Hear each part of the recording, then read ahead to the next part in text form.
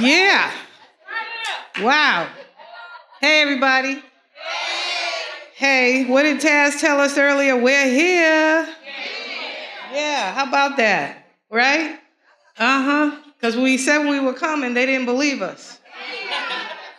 But we're here, and we're happy to be here.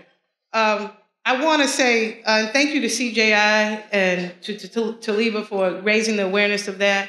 That information, we're going to make sure that all of our members, everybody who's connected into that listserv, and if you're not, you need to get connected, will receive that information. That's the type of information we send out.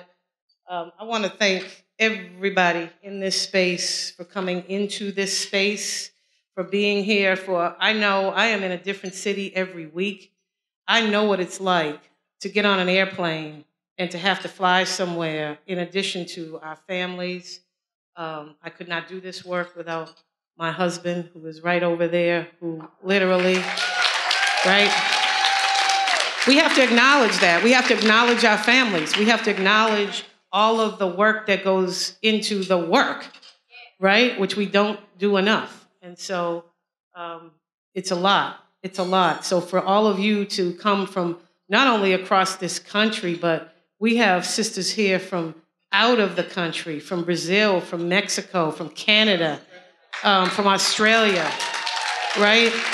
And I know what that is like to get on an airplane and then to come to Tulsa, where you can't really fly here direct.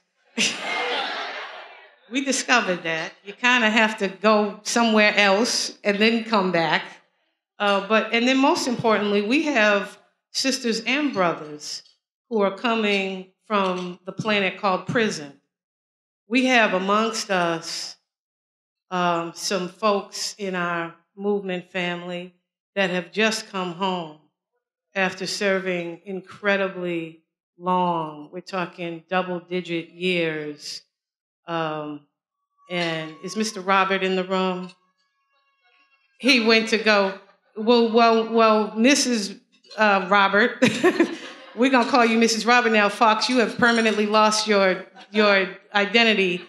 This is a family affair. And the work that Ms. Fox, stand up, Ms. Fox, so that people see who I'm talking about.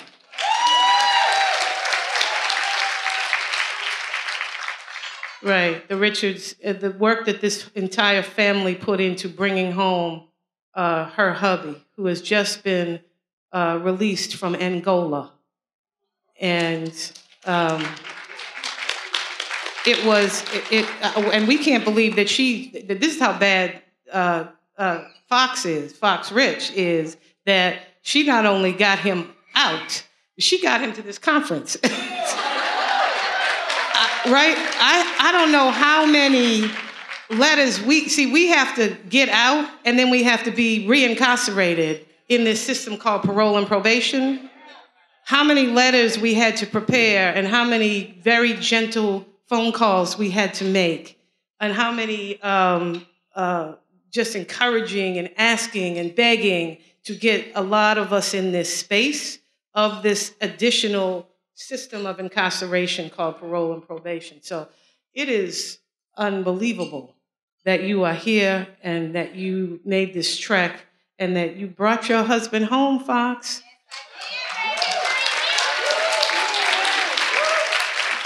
Free him. Right. Denise, where are you? Please stand up.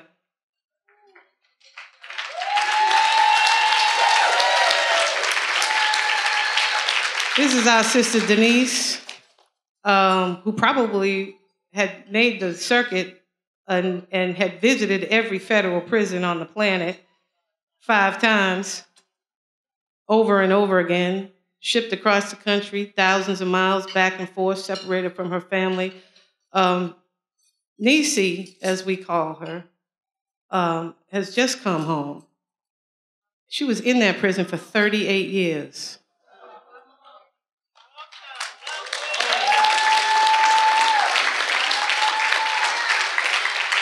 And there are many other sisters amongst us who have just come home. I want to make sure that let's stand, please, and welcome our sisters home and our brothers.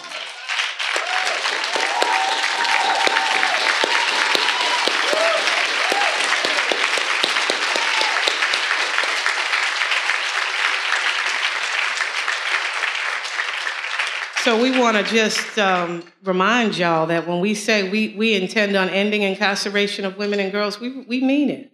We mean it. We absolutely mean it, because we are talking about all the Nieces and the Michelle Wests and the sisters who are still on that prison bunk, state, fed. We're not leaving out county. We're just trying to close them all. So we've got a lot of work to do. And as a result of that, our purpose really hasn't changed. You know, at the National Council, we have always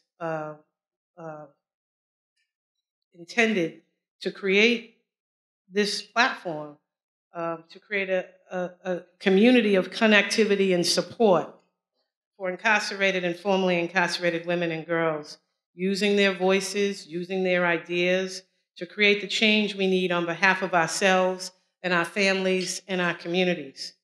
And we've developed this very basic tool, just this very basic tool. It's called our listserv.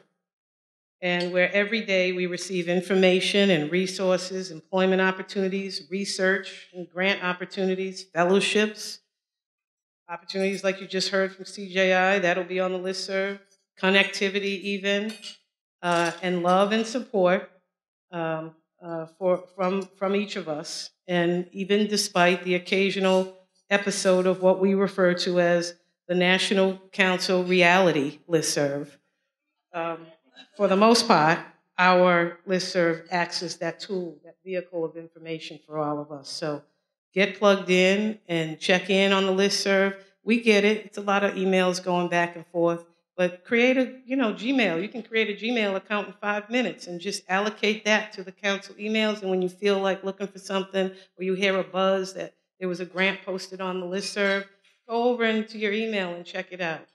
And then you never know. I mean, women come up to me all the time in cities that I've never been in before and walk up to me and say, I got this job because I heard about it on the listserv, right? Or we just, got $2,500 to buy toner for the copy machine because we learned about this little grant that was available on the listserv.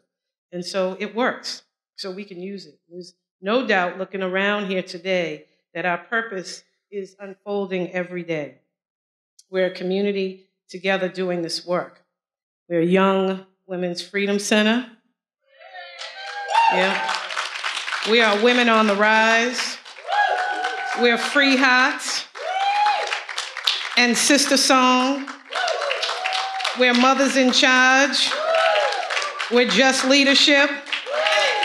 We are Families for Justice as Healing.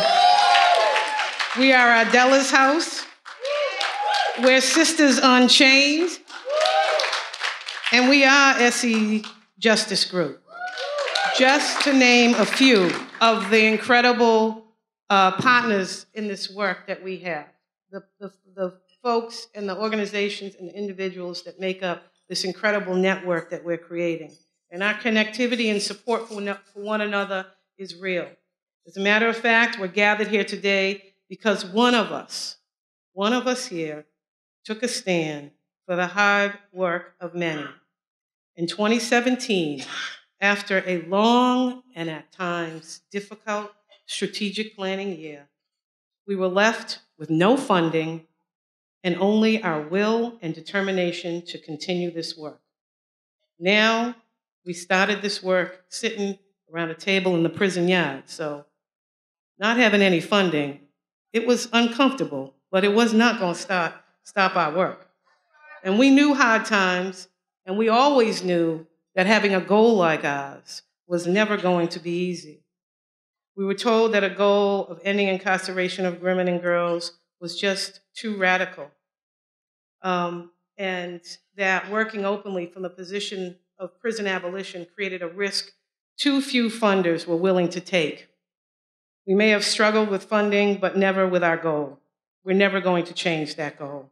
And during this difficult time, it was one of our sisters from this amazing collective that helped us hold our position, that took the time to get on the phone to tell us to be strong, to hold on, to stand firm, to remember the women inside counting on us to open the space for their voices to be heard too.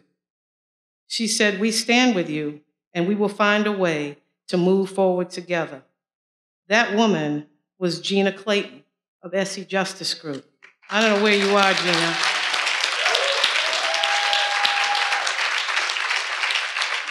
Where is she? There she is.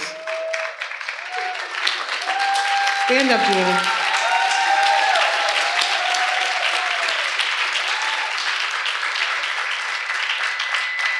Gina. Gina reminded us why we're doing this, and that no matter what, we stood on a street corner and sold dishcloths, right? Literally, we gathered signatures and to bring grandma home, right? And we stood on a corner with no money, with a basket full of dishcloths to bring Sharon home, right? And countless other women, and we know what that was like. But Gina, really, we went through a very difficult time, and we didn't have money to, pay our staff. We didn't have money to keep the phone on. The internet got shut off on occasion, and we really needed that support. And it's because of this network, this family, this sisterhood that we are continuing to grow, that we're still standing here. And it's because of that, Gina, we're still here and we're moving forward together. I want to also say, we're not into any sort of, we're into transparency, okay? We call it like it is. And I'm not gonna stand here and not give a huge, you can open the front page of our booklet and you can see the funders that made it possible for us to have this conference. And we are very grateful for every single one of them. We are grateful to the support of Open Philanthropy. I don't know where or if Chloe Cochran is in this room. The work of the National Council, it's not only connecting incarcerated and formerly incarcerated women to do. We want to do more than just change the narrative amongst ourselves. We want to break down the BS between us and funding. We want to have dialogue. We want to be connected with other women like Amy Santee here in Oklahoma that is connecting their, their resources to women. Okay? We need this. And we can only do that if we have open dialogue and direct connectivity to people who believe in funding women and the importance of that work. So, Chloe, we thank you but for that, we would be on the corner selling dishcloths. We've come a long way since then, but I'm going to tell you something. We appreciate you and we thank you. So, okay, enough of that. You guys don't get any more accolades. No, kidding. We thank you. So we're told that a goal of ending incarceration of women and girls just wasn't going to work. And so we're working to change that. We're changing how we relate and connect with women, doing the research, like the women we heard of from this morning, Nicole and Nazgul from the Sentencing Project, who we heard from this morning, women like Jasmine Heiss of Vera, who is really reaching out to us to really change how these large, massive nonprofits who do really great work and do research, but too often do not include us after the research is gotten. And Jasmine's doing a real great job in making sure that is changing, that we're a part of that, and that the resources that these major organizations are also trickling down to the women that they're extracting this information from. We're doing work with sisters like Monique Morris and the National Black Women's Justice Institute. Monique wrote the fabulous book, Push Out. If you haven't read it, about the criminalization of Black girls, please read it. Women journalists like Victoria Law. Vicki, where's Vicki? I don't know where there she is. Vicki wrote about us with our basket of dishcloths. Matter of fact, I think she did a story called Dishcloths, right? When nobody else would care about what these women, covered with dust, standing on a corner, Vicki was writing about us. She was telling our story. She was amplifying the voices, and she continues to do so today. She just had a story that came out the other day. And so we're trying to build Mabre. Is Mabre even here yet? From Law for Black Lives. She comes tonight, Gina? Thank you. Mabre from Law for Black Lives. Important work. Jesselyn McCurdy of the ACLU. Lawyers who are in the movement. Did it happen yet? There's a workshop called Lawyering for the Movement. If you want to know how to begin to connect and engage with lawyers to help you do the work that you're doing, that is the workshop to go to. And introducing our very own, we're not playing. You can think we're playing. We're not playing. Our very own impact litigation attorney for the National Council. Catherine, where are you? Catherine Cervenko. Yep, that's right. We now have our own impact litigation lawyer, and you can, work with us to end your egregious and unjust practices, or you will get sued. We're lining them up, and Catherine means business. She's coming from Equal Justice Under Law, a phenomenal firm that has done some great work. But Catherine came to us a while back when we were crying about all kinds of things, the gouging of women in halfway houses and the conspiracy, which we are working in a project with Amy Pover from Can Do Clemency. We are challenging that conspiracy and how it is used. And Catherine came to us and said, well, I'm not afraid to fight and lose. So that's what we need. We need people who are willing to get up, fight, and a lot of times we have to get back up, but that will keep getting back up with us, and we're going to get the job done. So welcome to the National Council, Catherine. And even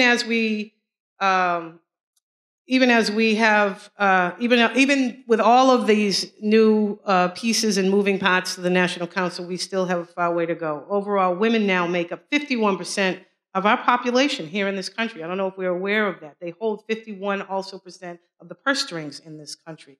Because of this, we know that ending incarceration of women and girls is the inevitable. We know that as we continue to raise awareness of our voices, that just like the millions of women who came out, rightfully so, in protest of the separation of mothers from their children at the border, holding signs asking, where is our humanity?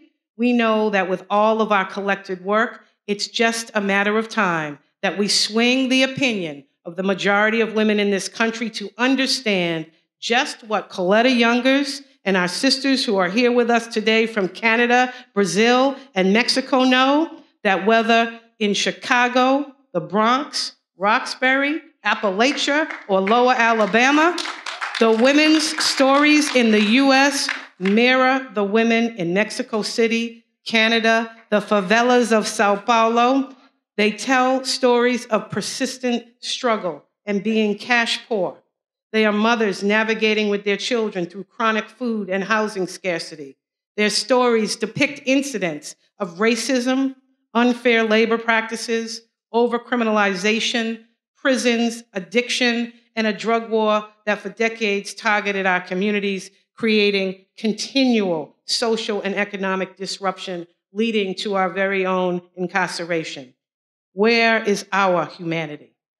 When will we end the barbaric practices of shackling women during childbirth and separating mothers from their children, sending them hundreds and even thousands of miles away to live in a prison? We spend too much time entangled in defining prison abolition and not enough on building the railroad to get us there. That's what this is. We're building that. We're connecting ourselves. We're bailing Black mamas, Mary Hooks.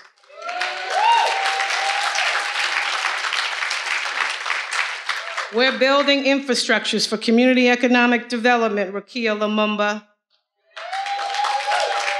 Amy Pover, we're calling out the president, no matter what the administration and governors to exercise their clemency powers. We're building participatory defense across the country with Raj Jayadev. We're coalition building to end shackling with Harriet Davis. We're closing jails with Miss Marilyn Wynn. Where are you, Miss Marilyn? And challenging, again, the unchecked prosecutorial tool of conspiracy that unjustifiably incarcerates women like Danielle Metz, like Michelle West, like Kemba Smith, like Judy Henderson, but for conspiracy, their mandatory minimum and life sentences could not, and even with that, could ever be justified. We're expanding a participation of women from our communities in the electoral process. We are registering our sisters to vote and demanding that those of us who can do vote. Clearly, with the confirmation of Brett Kavanaugh to the Supreme Court, we must continue to strengthen our political voices. And we are working on forming a political action committee to support women like our own Monica Cooper from B-More. Monica just won the hyper-local seat of Maryland State Central Committee. That's our Maryland. And with that pack, we're going to make sure that she's the next mayor. Oh, boy. And to do this, we need resources and funding that reaches our sisters working deep in our communities to create change. We know what it's like to organize inside and outside of a prison, and how much small grants give us the momentum to keep going and grow our work. Our first grant was $4,000, and at the time it was like $1 million. Expanding our membership provides us with the money to provide seed grants to women starting out just like we did. I have a question for you, and I want everybody to let everybody in here know what we think about this. How many of you think there needs to be a fund for women?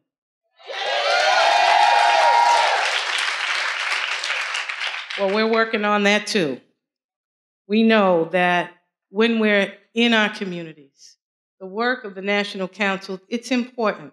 And we're connecting things and we're doing things on a national level and elevating and amplifying the voices. But there is no more important work than the work being done by sisters who are deep in their communities, on their local blocks, in their local neighborhoods. And that group, those women, very seldom receive the funding and the support that they need to do that very important work.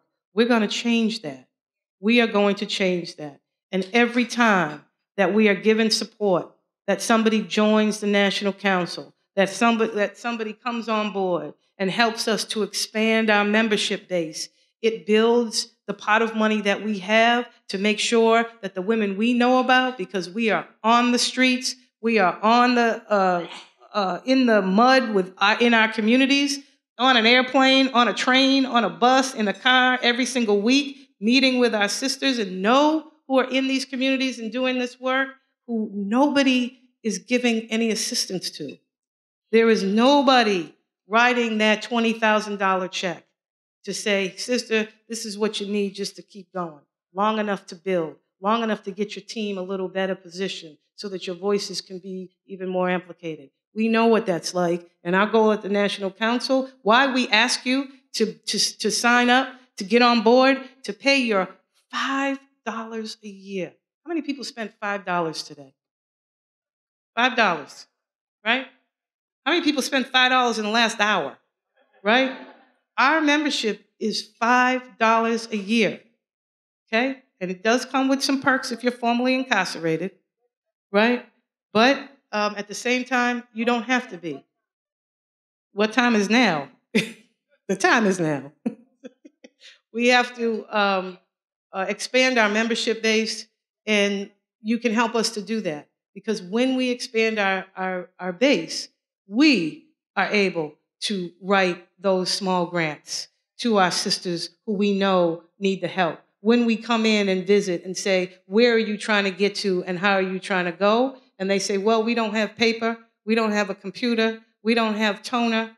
We don't have food to feed the sisters or childcare. That $25,000 goes a long way while we continue to stay on the ground with them and help them build. So the more that we expand our membership base, the more that we're capable of doing that and creating those opportunities to provide those grants to our sisters while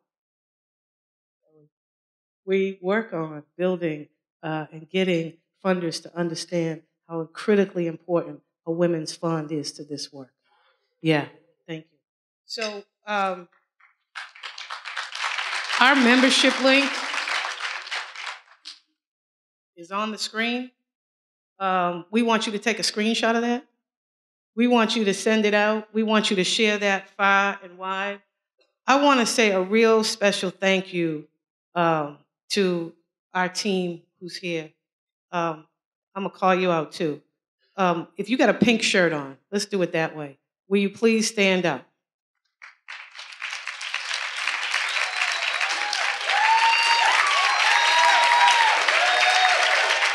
Right?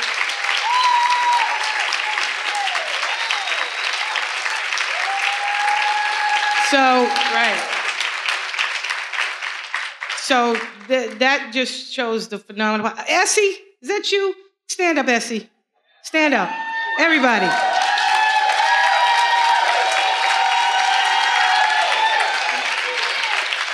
Because of the generous support of our supporting funders, we provided just about 184, Essie? At least. 184 travel scholarships. Yep. And that's where the bulk of that funding money that we allocated the bulk of it to getting sisters into this space. We said, we don't know where y'all gonna sleep. We don't know how we gonna feed you, but we gonna all come together and do like we did in prison. We gonna split the noodle pack, right? You might find somebody back there making a potato log. Okay? Little salmon patty out the pouch, Vandy. But we're gonna do it, right? As long as we're together and we come together, we can make it all happen, all right? So that's what we're about. This is what the National Council is about. We do have a name, but the National Council is all of us. All of you phenomenal, amazing, brilliant women who are doing the damn thing in your local communities. I want to say a special thank you, of course, to Mom and Dad. And there's lots of mom and dads in this room. There are lots of our mothers, our family members.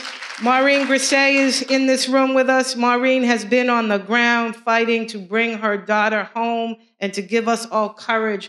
My parents who fought and stayed with us the whole time. Justine Moore, Mama Moore is here in the room with us. You're gonna have a family panel tomorrow that is gonna be incredible, because it's important that we say thank you to the people who have held us down, not only while we were inside, but while we try and do this crazy work with like no funding, no salary, no anything, right? And so we love all of you as family. So everybody hang in there with us. Know that we're growing. We don't have all the answers. We don't have all the answers. We don't know what the hell we're doing. We don't know what we're doing. We are working through it. We can't tell somebody what the definition of prison abolition is. We know what it looks like, right? We can't tell you what it looks like. We can't wrap it up in a pretty box and put a bow on it and say, we need this funded because we work from the space of prison abolition. We just need you to fund it and know that all of the things that we talked about, Jessica, Young Women's Freedom Center, Essie Justice Group, Black Mama Bailout, participatory, all of these amazing programs and all of the thousands and thousands and thousands of programs that we haven't even mentioned. That's prison abolition, y'all. That's prison abolition. That's what we need the funding for. And we will get there. We will figure it out. So I love all of you. I want to say thank you. Mary, can you come on?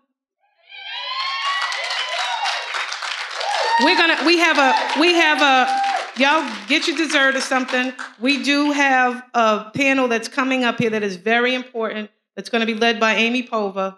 But Mary, how you feeling right now?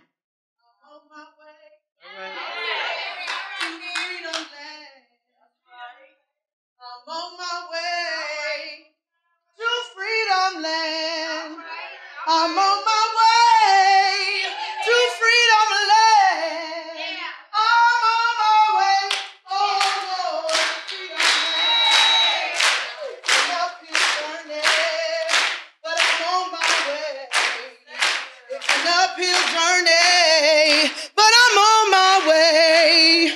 It's an uphill journey, but I'm on my way. I'm on my way, oh Lord, to freedom land. If my mother don't go, I go anyhow. Now look, y'all, keep clapping.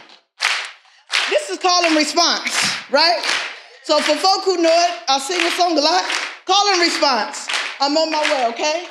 If my mother don't go, I go anyhow. If my mother don't go, I'll go anyhow. If my mother don't go, I'll go anyhow. I'm on my way, oh Lord, to freedom land. If you don't go, don't you hinder me. If you don't go, don't hinder me. Tell somebody, if you won't go, don't hinder me. I'm on my way, oh Lord, to freedom land. All right, y'all, I'm gonna leave it there. All right, bless.